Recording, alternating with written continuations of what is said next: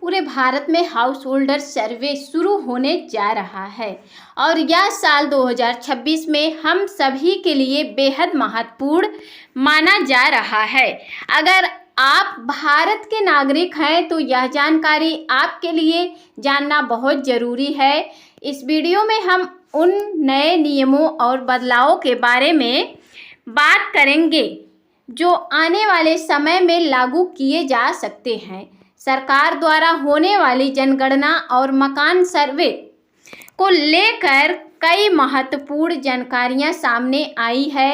इस बार सर्वे 2 चरणों में किया जाएगा। पहले चरण में मकान और परिवार से जुड़ी जानकारी ली जाएगी और दूसरे चरण में लोगों से संबंधित अन्य विवरण पूछे जाएंगे। सर्वे के दौरान अधिकारी आपके घर आएंगे और कुछ जरूरी सवाल पूछेंगे, इसीलिए घर में ऐसा व्यक्ति मौजूद होना चाहिए जिसे परिवार और संपत्ति की सही जानकारी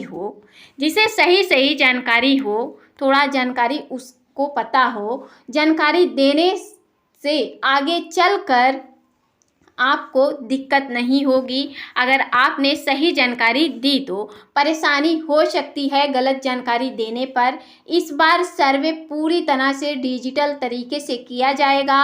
पहले की तरह बड़े रजिस्टर में लिखने की बजाय अब टैबलेट या मोबाइल के माध्यम से जानकारी दर्ज की जाएगी। हर मकान को नए यूनिक नंबर दिया जा सकता है और मकान मालिक की जानकारी सरकारी रिकॉर्ड में दर्ज की जाएगी। सर्वे के दौरान आपसे लगभग 33 सवाल पूछे जा सकते हैं। इनमें मकान संख्या, मकान का नंबर, मकान का परिवार के सदस्यों की संख्या, कितने लोगों बाहर काम करते हैं, कितने लोग कमरे में हैं, कितने रहने योग्य हैं, जैसे कि जानकारियां शामिल हो सकती है। आपसे यह भी पूछा जा सकता है कि घर का मुखिया कौन है, संपत्ति किसके नाम पर है, परिवार में बंटवारा हुआ है या नहीं हुआ है, अगर हुआ है तो किस किस सदस्य के बीच में हुआ है, परिवार में कितने बच्चे और कितने बुजुर्ग और कितना युवा हैं और कितने लोगों की उम्र 18 वर्ष से अधिक है। यह जानकारी भी ली जा सकती है।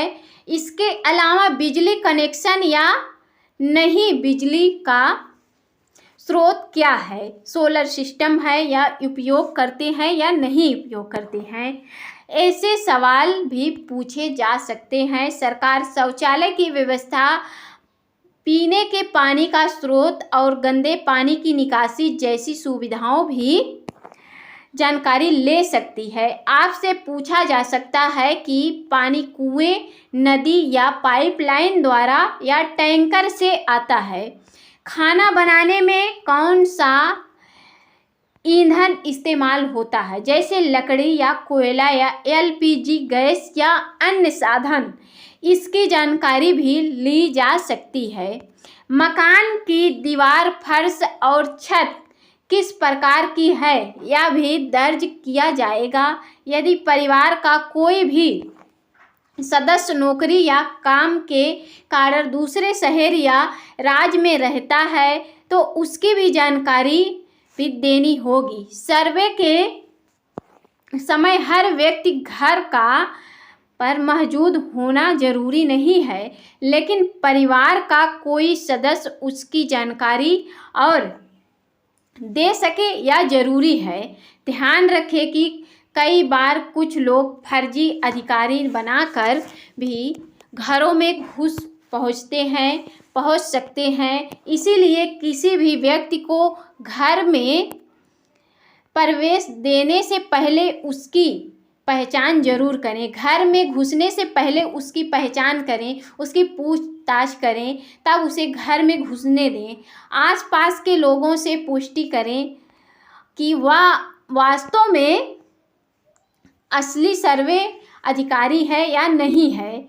आपसे बैंक अकाउंट नंबर या एटीएम कार्ड नंबर, ओटीपी या बायोमेट्रिक या पासवर्ड जैसी निजी जानकारी कभी नहीं मांगेंगे। यदि कोई ऐसी जानकारी मांगता है तो सावधान रहें, क्योंकि वह धोखाधड़ी हो सकती है। कुछ मामलों में पहचानना और पते के प्रमाण के लिए Aadhaar card, voter ID, ration card, driving licence, बिजली बिल या गैस कनेक्शन जैसे दस्तावेज दिखाने पड़ सकते हैं।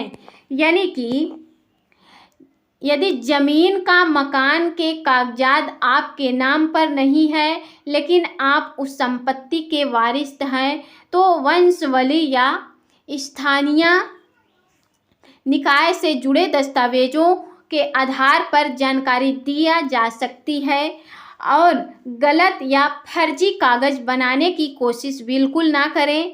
अगर आने वाले समय में जनगणना के दूसरे चरण में जाति आधारित जनगणना भी किया जा सकता है, और जिसमें समुदाय और सामाजिक वर्ग से जुड़ी जानकारी ली जाएगी। सरकार इन आंकड़ों के आधार पर कई योजनाओं में बदलाव कर सकती है या नहीं योजनाओं शुरू कर सकती है।